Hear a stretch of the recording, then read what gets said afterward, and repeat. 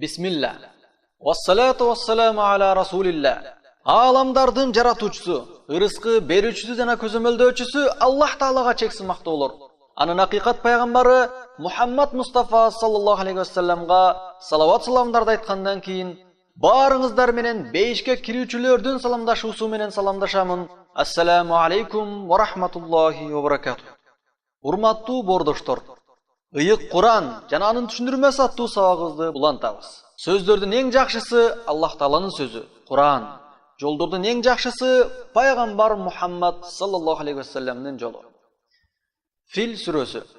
Меккеде түшкөн бул Фил сүрөсү тилге ыңгайлуу кылып кыргызча айтканда Фил сүрөсү Курандын акыркы парасына жазылган 5 аяттан турган 105-чи сүрө.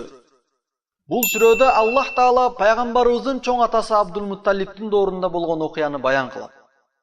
Хаваш падышалыгынын Йемендеги валиси Абраха Каабаны бузуп салуу үчүн сансыз аскерлер менен Меккеге кол салат. Кошундун алдына чоң Филди коюп Меккеге бастырып келгенде аларга Аллах азабын түшүрдү. Жана ал капырлардын баарын ойрон кылды. Мейиримдүү жана ырайымдуу Аллахтын ысымы менен.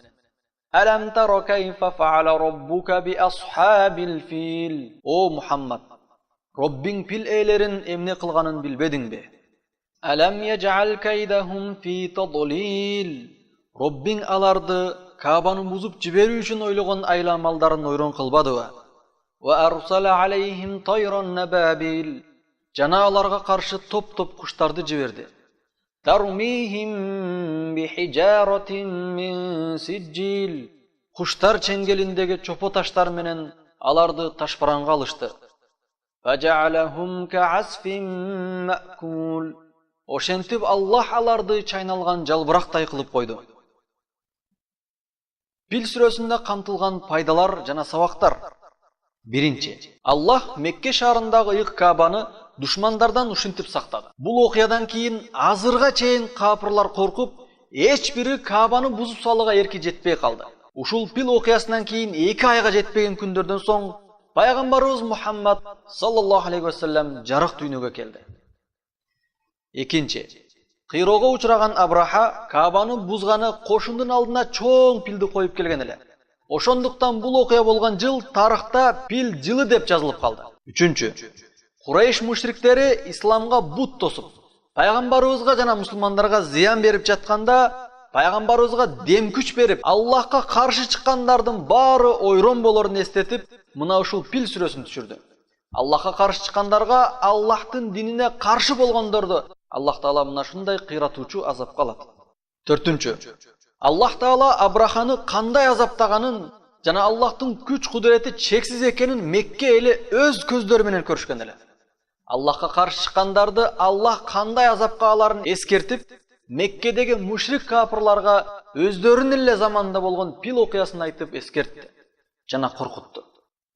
Бешинчи, асманды каптаган топ куштар, булар жөнөкөй куштар эмес эле. Алар куш кейпиндеги Аллах Тааланын аскерлери, периштелер болчу.